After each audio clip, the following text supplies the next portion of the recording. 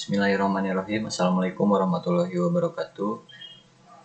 Perkenalkan, nama saya Raffi Ramadan dari kelas IS4 dengan NIM 105-19160.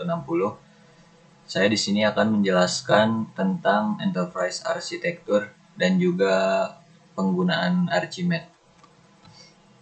Saya mempunyai 4 topik di sini yang saya akan jelaskan. Yang pertama ada pengertian dari enterprise architecture, kemudian ada fungsi enterprise architecture, enterprise architecture frameworks, dan juga penggunaan dari Archimedes. Yang pertama, pengertian enterprise architecture. ini adalah cetak biru organisasi yang menyelaraskan visi dan misi organisasi, risiko, KPI dengan teknologi informasi dalam perspektif data, aplikasi, dan teknologi.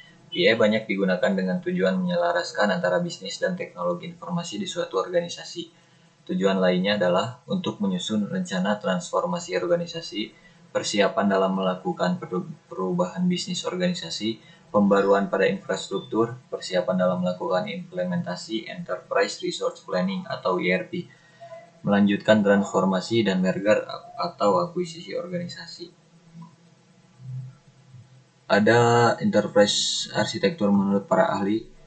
Yang pertama itu menurut Langhorst, arsitektur enterprise ini didefinisikan sebagai prinsip-prinsip yang saling berkaitan, metode dan model yang digunakan untuk mendesain dan merealisasikan struktur organisasi, bisnis proses, sistem informasi, dan infrastruktur perusahaan. Kemudian menurut Minoli, ia mendefinisikan arsitektur enterprise sebagai kumpulan dari bisnis proses, aplikasi, teknologi, dan data yang mendukung strategi bisnis suatu perusahaan. Yang terakhir ini ada menurut Oswald, arsitektur enterprise merupakan deskripsi dari misi stakeholder yang di dalamnya termasuk informasi, fungsionalitas atau kegunaan, lokasi organisasi, dan parameter kinerja. Arsitektur enterprise mendeskripsikan rencana pengembangan suatu sistem atau sekumpulan sistem. Selanjutnya ada fungsi enterprise arsitektur. Enterprise arsitektur ini dapat memberikan dukungan untuk mendesain ulang dan mengatur ulang, terutama selama perubahan organisasi besar, merger atau akuisisi. Hal ini juga bermanfaat untuk menambah disiplin organisasi dengan standarisasi dan konsolidasi prosedur untuk konsistensi yang lebih baik. Ia juga digunakan dalam pengembangan sistem, manajemen IT, dan pengambilan keputusan, dan manajemen risiko IT untuk memperbaiki bug, kegagalan sistem, dan pelanggaran keamanan. Ini juga dapat membantu perusahaan mengelola sistem IT yang kompleks dan membuat IT lebih tersedia untuk unit bisnis lainnya. Keuntungan utama enterprise arsitektur. Yang pertama itu memungkinkan koordinasi yang lebih terbuka antara IT dan unit bisnis. Yang kedua, memberikan bisnis dengan kesempatan untuk memprioritaskan investasi. Yang ketiga, memudahkan untuk menguji arsitektur saat ini terhadap tujuan jangka panjang. Yang keempat, membangun sistem untuk evaluasi dan akuisisi teknologi. Kelima, memberikan pandangan holistik arsitektur IT untuk semua unit bisnis di luar IT. Dan yang terakhir, menyediakan sistem perbandingan untuk membandingkan kinerja dengan organisasi atau kriteria lain.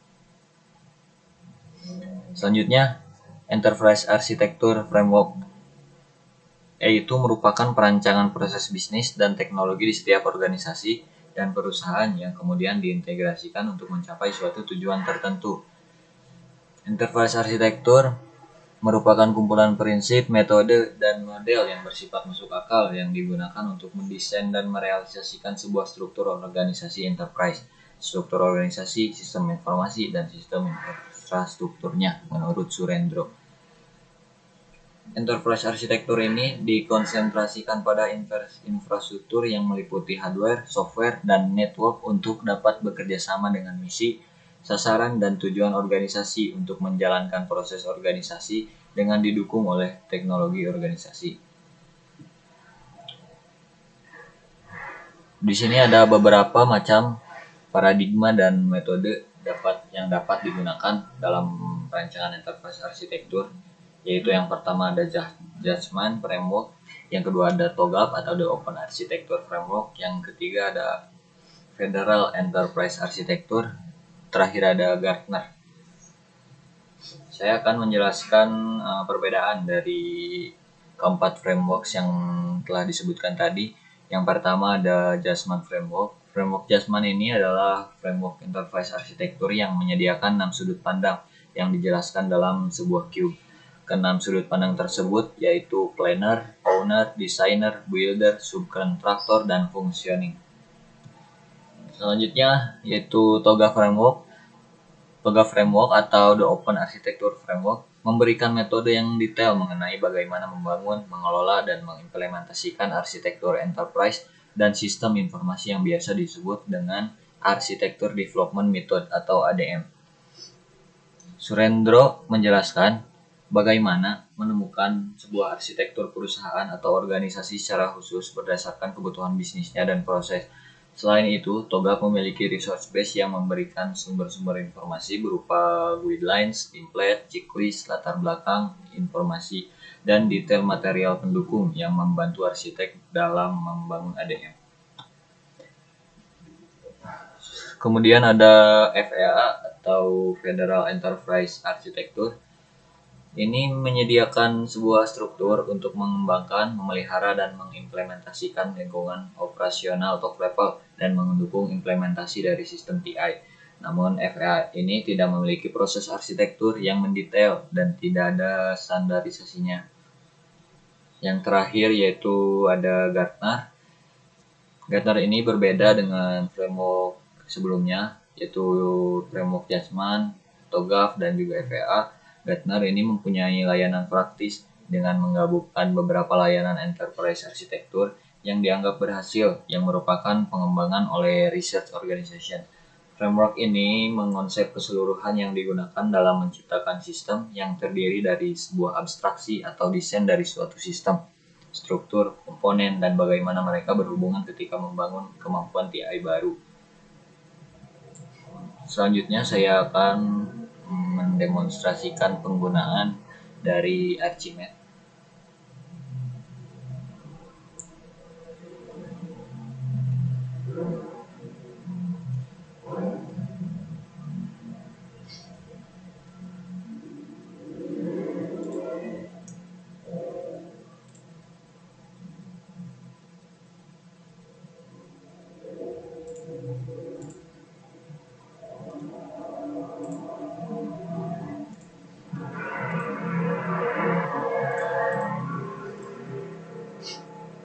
Pertama-tama,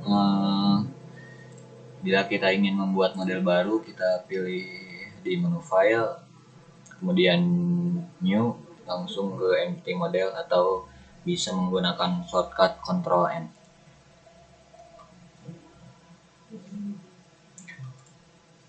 Kemudian kita akan disuguhkan dengan tampilan seperti ini. Di sebelah sini ada outline, navigator, dan juga hints. Kemudian yang sebelah di bawah ini ada properties, visualizer, dan validator. Kemudian di sebelah kanan ini ada palette. Yang bagian ini adalah palette konektor yang berfungsi, konektor ini berfungsi untuk menggabungkan satu objek dengan objek yang lainnya. Kemudian yang berwarna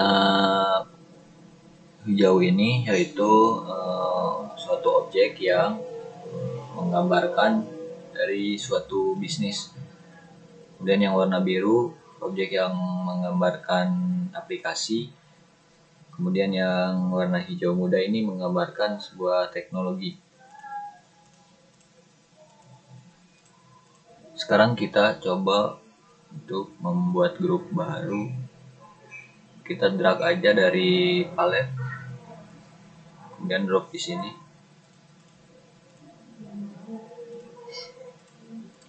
Jika ingin mengubah nama grup, kalian bisa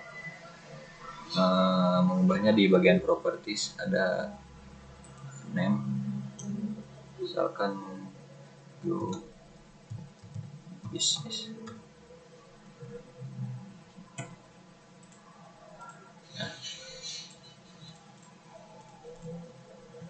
Saya akan coba membuat 3 grup. Kita tinggal copy paste.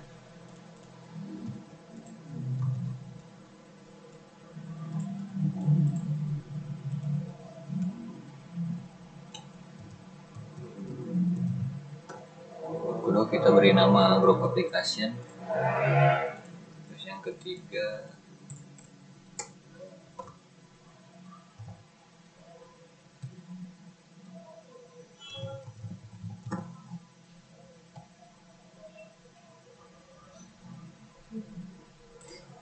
grup teknologi.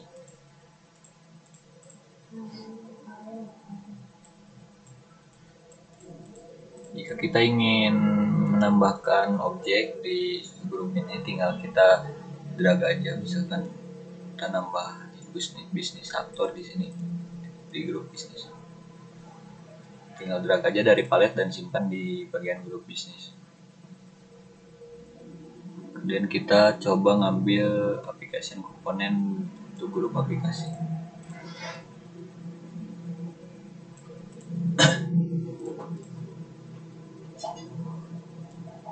Kemudian kita ngambil device untuk kita simpan di grup teknologi.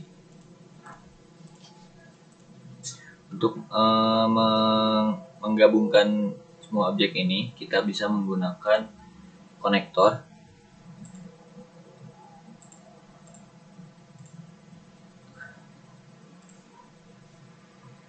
Coba menggabungkan aplikasi komponen ke bisnis aktor dan juga ke device.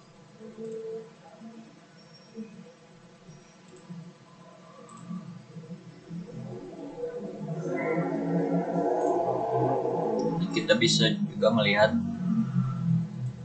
hubungan atau relationship dari sebuah objek ini di bagian visualizer. Kita lihat aplikasi komponen ini berhubungan dengan bisnis aktor dan juga device.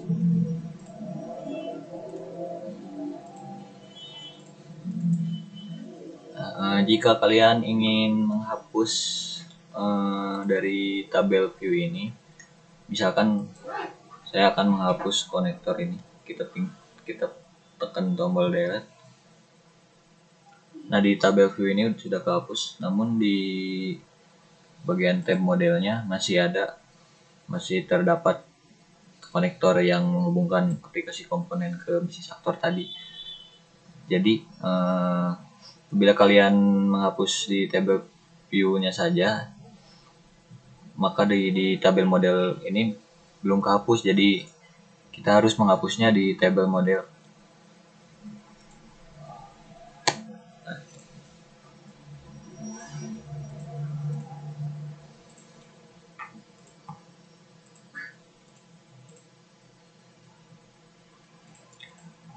Kemudian kita akan membuat contoh proses bisnis ya dari sebuah jual beli atau e-commerce.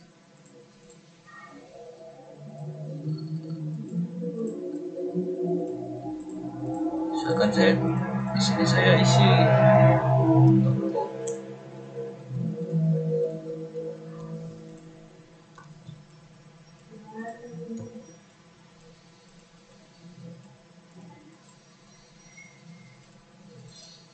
Ini ada admin dan juga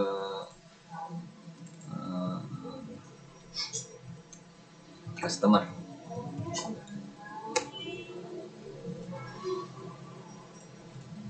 Bagian aplikasi komponen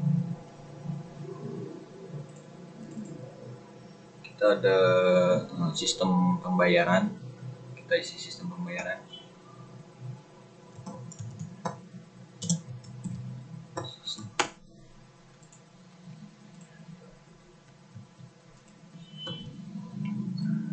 Dan sistem untuk pemberitahuan atau message.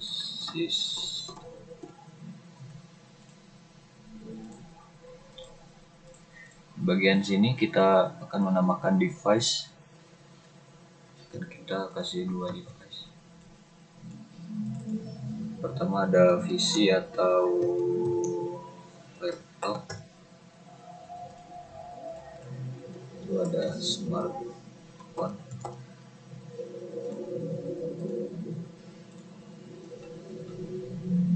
Kemudian kita akan menghubungkan objek-objek yang berada di sini dengan menggunakan konektor.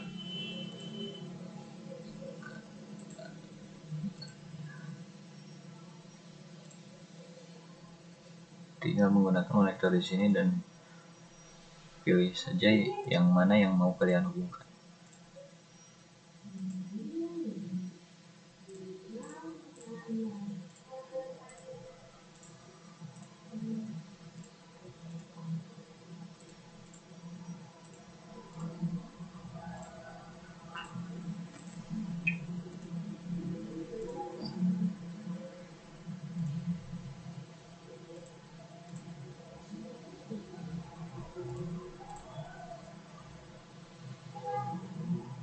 Ya, seperti itu ya dalam penggunaan software Archimedes ini.